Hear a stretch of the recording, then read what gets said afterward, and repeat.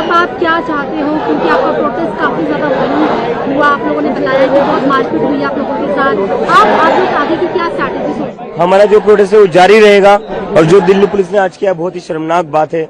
अगर इनको हमारा मार्च रोकना था तो ये वाटर कैनन गन भी यूज कर सकते थे, लेकिन जिस बर्बरता के साथ मारा 12 साल की बच्ची का सर फोड़ा गया है, लड़कियों की छाती पर पैर रखकर मेल पुलिस ऑफिसर्स ने लड़कियों को मारा है, पीटा है, उनके गले पकड़े हैं।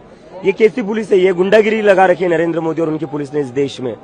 सोनम वांगचुक की जो पत्नी है उनके भी बालों को पकड़कर खींचा है पुलिस वालों ने और मेल पुलिस ऑफिसर ने खींचा है। इस देश में पुलिस को गुंडा बना रखा है नरेंद्र मोदी और अमित शाह ने। ऐसा कब तक चलेगा? आज इन्होंने दिखा दिया कि इनका 20 बच्चों की आत्महत्या से मन नहीं भरा है। ये और बच्चों का खून चाहते थे, इसलिए आज पुलिस को इन्होंने आदेश दिए थे कि बच्चों के सर फोड़ो, बच्चों के हाथ तोड़ो, बच्चों के सर फोड़ो। फिर से अभी सोनम वांगचुक से आपका कॉन्वर्सेशन भी हुआ, वो स्ट्राइक को कंटिन्यू रखने वाले हैं, कब तक रखेंगे? ये बहुत ही दुखद बात है। हम चाहते थे सोनम सर अपना आज हंगर स्ट्राइक तोड़े, क्योंकि उनकी हंगर स्ट्राइक को आज 23 दिन हुए हैं और उनकी तबीयत बहुत ही ज्यादा खराब है। लेकिन आज जो पुलिस ने हरकत करी और आज जो सरकार ने स्टूडेंट्स को जानवरों से भी बदतर ट्रीट करा और मारा है, उसके बाद सोनम सर ने डिसाइड किया है कि वो अपनी हंगर स्ट्राइक जारी रखेंगे। मनोज तिवारी कह रहे हैं कि हमारी सरकार बहुत ही डिसेंस, बहुत ही विनम्रता के साथ बातचीत करने की। ये डिसेंसी थी? 12 साल की बच्ची का सर फोड़ा गया, ये डिसेंसी थी? एक लड़की के कपड़े फाड़े गए, उसके छाती पर पैर रखकर उसको मारा, ये डिसेंसी है? पार्लियामेंट में डिस्कस करते हैं, जो मुद्दा है सड़क का मुद्दा नहीं है, संसद का मुद्दा है। तो खुद इमरजेंसी में क्यों सड़क पर आ गए थे?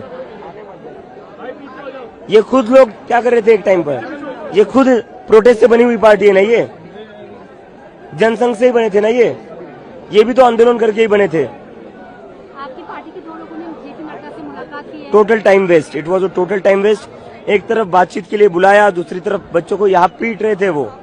इसके बाद हमारा कोई भी डेलीगेशन सरकार से मिलने नहीं जाएगा। अगर सरकार को बात करनी है तो उन्हें जंतर मंतर आना पड़ेगा। धर्मेंद्र प्रधान, अमित शाह की भी मुलाकात हुई है, आपको लग रहा है कि अब नतीजा आएगा जिसमें पर? मुझे क्या लगता है उससे फर्क नहीं पड़ता। अब सरकार को तय करना है वो इस्तीफा लेते या नहीं लेते। अगर नहीं लेते तो हमारा आंदोलन जारी रहेगा। और भी कोई लोग आपको ज्वाइन करने वाले, किसान क्या आपको ज्वाइन करने वाले, कल ऐसा कुछ है? आ जाएंगे, सारे आ जाएंगे, बहुत सारे लोग आ जाएंगे। राहुल सब गांधी से कुछ एक्सपेक्ट करते हैं? वो भी आ जाएंगे, सारे लोगों का हमें समर्थन मिला है। लाठियां तो सिर्फ पुलिस द्वारा चलाई गई है। हमारे बच्चों को मारा गया है, उनके सर फोड़े गए हैं, सड़कों पर घसीटा गया है उनको। मतलब गीतांजलि मैम जो सोनम सर की वाइफ है, उनके बाल खींच के उनको ट्रक से बाहर निकालने की कोशिश की है। जो ट्रक, जो साउंड सिस्टम पूरे इतनी बड़े संख्या में लोग आए थे उनको मैनेज करता हुआ उस ट्रक का शीशा फोड़ा गया है। हमारे वॉलंटियर की पसलियां टूटी हैं।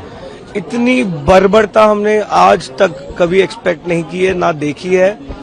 कल दिल्ली पुलिस ने सारी हदें पार की हैं। क्लियरली उन लोगों को इंस्ट्रक्शन दिए गए थे लोगों को मारने के लिए, बच्चों को मारने के लिए। बट आंदोलन इससे अब और बड़ा होगा। कल जितने लोग दिल्ली पहुंचे अब उससे कई गुना ज्यादा लोग दिल्ली पहुंचेंगे। हम लोग यहाँ से नहीं हिलेंगे जब तक धर्मेंद्र प्रधान इस्तीफा नहीं दे देते।